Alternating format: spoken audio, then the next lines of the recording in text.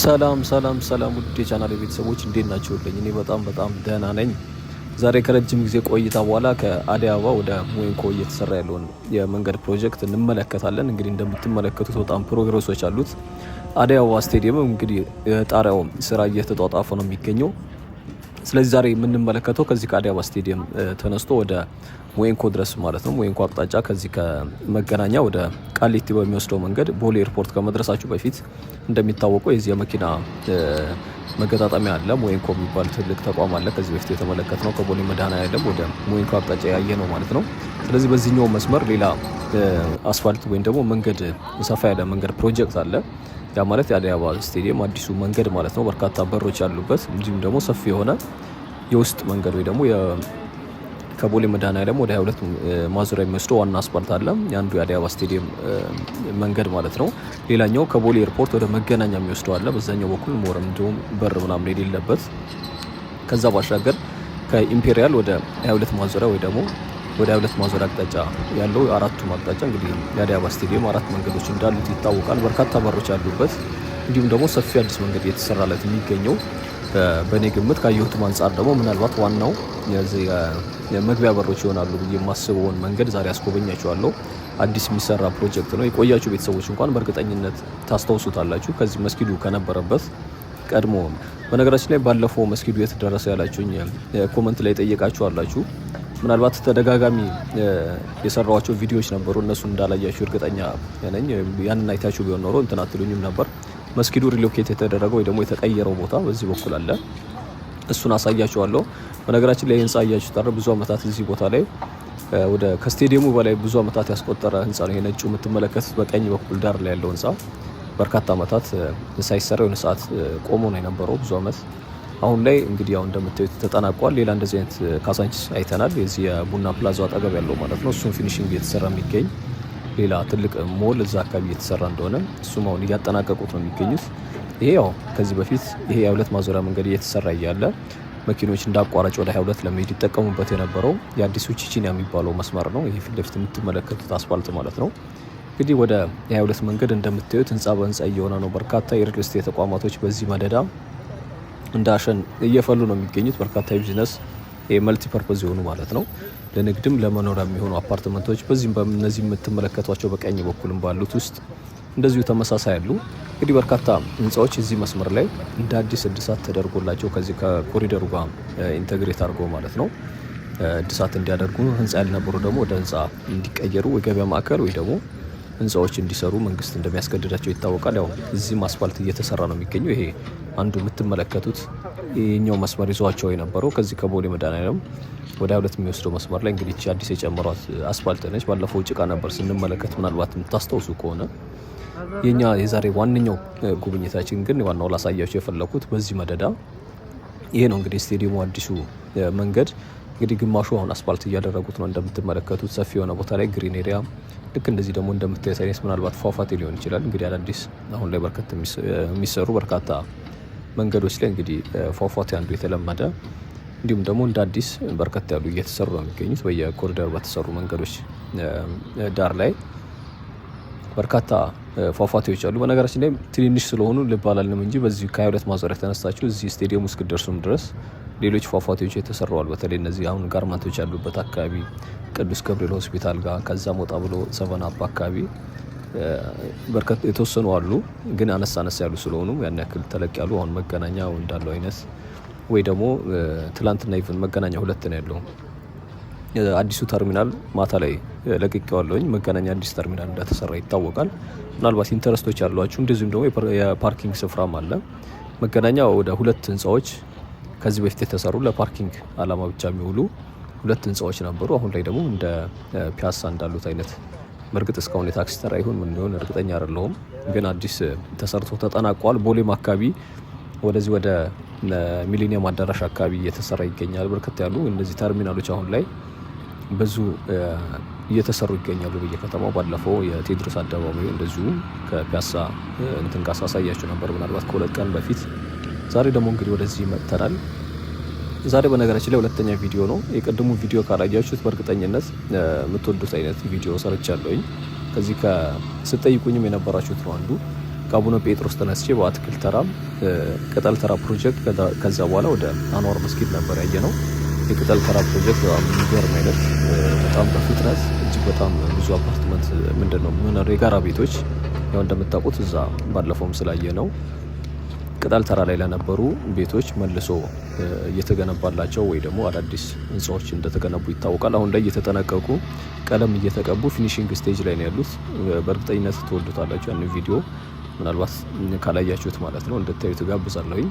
የዛሬ ቆይታችን ግን ያው በዚሁ መስመር ነው የሚሆነው። ይህን ሰፈር ያው ብዙዎቻችሁ የምታውቁት ይመስለኛል። እኔ እንኳን በደንብ ዲቴል አውቀዋለሁኝ። ያው ከዚህ ጀርባ መስጊዱ በነገራችን ላይ ይሄ ነው እንግዲህ በቆርቆሮ የታጠረው አጥር ከሱ ወረድ ብሎ ደግሞ ሌላ አዲስ እዚህ በኩል የተከፈተ አንድ የፕሮቴስታንት ቸርች አለ። ስለዚህ ሁለቱ ጎን ለጎን እዚህ ጋር አንድ መስጊድ አንድ ቸርች ተከፍቷል። እዚሁ ስቴዲየሙ በእርግጥ የመስጊዱ ወደዚሁ ሪሎኬት የተደረገ ነው፣ ስቴዲየሙ ስር የነበረው ማለት ነው። ኮመንት ላይ ለጠየቃችሁኝ፣ ስለዚህ እዚሁ ጋር ጎን ላይ ተከፍቷል ማለት ነው። ከበስተጀርባው እንደሚታወቀው ምናልባት የማታውቁት ካላችሁ ቦሌ መሰናዶ ትምህርት ቤት ከነዚህ ከቤቶቹ በስተጀርባ በኩል ነው። ከዛ ቀጥሎ ያው የቦሌ መድኃኔዓለም ቤተክርስቲያን ያለው እንግዲህ አዳዲስ ቤት እንትኖችም እየተሰሩ አሉ። ይሄ አይ ቲንክ ባለፈው የላቪያጆ የነበረው ነው ትዝ የሚላችሁ ከሆነ መኪና ማጠቢያ ምናምን ነበሩ በዚህ መስመር ላይ። ይሄ መስመር ገና ከመጀመሩ በፊት መንገዱ ሳይጀመር በፊት ሰፈሩ ምን እንደሚመስል እንደነበር አሳይቻችሁ ነበረ። ምናልባት የጥንት ቤተሰቦች ታውቁታላችሁ እርግጠኛ ነኝ። እነዚህ በሙሉ ነጫጭ ቤቶች እንግዲህ እስከታች ድረስ ዋናውን አስፋልት እስክናገኝ ድረስ ሌላ ምንም አይነት ቤቶች አትመለከቱም። አንድ አይነት እንደዚህ አይነት ነጭ ቤቶች ናቸው በቀኝ በኩል ያሉት። እነዚህ ቤቶች ከዚህ በፊት የጋራ ምንድነው ይሄ የማህበር ቤቶች ነው የነበሩ ናቸው። ትንሽ መንገድ ነበረችን የውስጥ ለውስጥ መንገድ። ይሄ የምታዩት በሙሉ በግራ በኩል ያለው ጨረቃ ሰፈር ይባል የነበረው ድሮ፣ ወይ ደግሞ ያው ቸርቹ ይሄ ነው በነገራችን ላይ የስቴዲየሙ ቦታ ነው የነበረው። ስቴዲየሙ በነበረበት ቦታ ላይ ወደ 4 መንደሮች እንደነበሩ ነግሬያቸዋለሁ።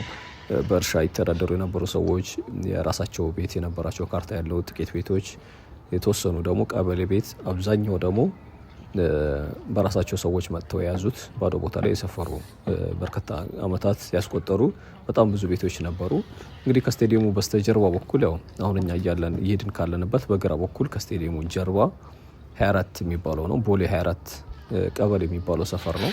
ከመገናኛ ከደራርቱ ህንፃ ወይ ደግሞ ከ40/60 ወደ ቦሌ አቅጣጫ ስትመጡ ወደ ኤርትራ ኤምባሲ ያለበት ወይ ደግሞ ኮከብ አዳራሽ እነዚህ ወደዛ አካባቢ የሚታወቁ ናቸው። ካልሆነ ደግሞ የነገው ሰው አሁን ላይ ጊብሰን ትምህርት ቤት የሚባለው ማለት ነው። በነገራችን ላይ ጊብሰን ትምህርት ቤት የሚባለው ከዚሁ ከቦሌ መሰናዶ ትምህርት ቤት ወረድ ብላችሁ ነበረ።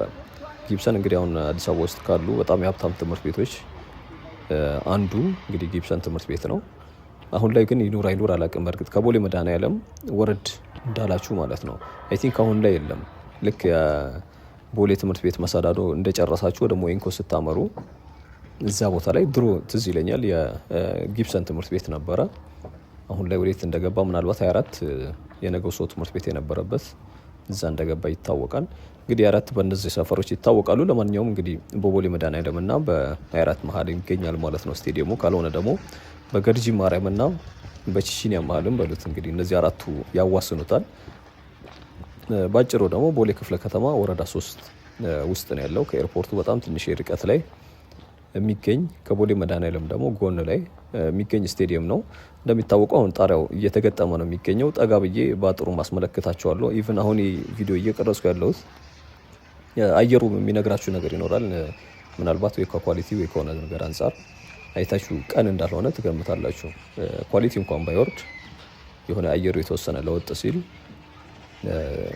የምትገምቱት ይመስለኛል። ለማንኛውም ስቴዲየሙ አሁን በዚህኛውም በኩል ሌላ የጣሪያው አንዱ ፓርት እየተገጠመ ነው የሚገኘው በ24 በዛኛው በ22 ማዞሪያ በኩልም ባለፈው ከተመለከትነው ባሻገር ሌላ አለ። ያው ይሄ የምታዩት ማለት ነው እንግዲህ አሁን ይሄ ጣሪያውን እየበየዱ ነው የሚገኙት ይሄ የምትመለከቱት ማለት ነው። በዚህም በኩል ትንሽ ወደዚህ ጠጋ ብዬ አስመለክታቸዋለሁኝ። አንዲት የተሰቀለች ሌላ ተጨማሪያለች። አሁን በቅርብ ከ4 ቀን ወይ ከ5 ቀን በፊት ሙሉ ለሙሉ ውስጡን ገብቼ ሳሳያችሁ ነበረ። ምናልባት የውስጥ ፓርቱ ምን ላይ ደረሰ የሚለውን ማየት የምትፈልጉ ካላችሁ ደግሞ እንድታዩ ትጋብዛለሁኝ። እንግዲህ ያው ስቴዲየሙ ይሄ ነው እንግዲህ በአንዱ በዚህም በኩል እንትን እየተባለ ነው። ትልቁ ደግሞ የተገጠመው በዛኛው አቅጣጫ ነው። ተቃራኒ ስለሆነን እንዲሁም ደግሞ ስቴዲየሙ ከፍ ያለ ስለሆነ ለመመልከት በደንብ ለማስገባት አልተመቸኝም። ልክ እንደዚህ የተበየዱ አይነት ወደ 2 ምናምን የሚሆኑ ተደራራቢ እንትኖች በዛ በኩል ተሰቅለዋል፣ የዚህ የጣሪያው ፓርት ማለት ነው። ስለዚህ ባለፈው እንዳልኳቸው ወደ መስከረም 29 አካባቢ ሊጠናቀቅ ወይም ደግሞ ይሄ እንትኑ ሊያልቅ ይችላል፣ የተሰጠው ጊዜ እስከዛ ድረስ ነው ምናምን ብያቸው ነበረ።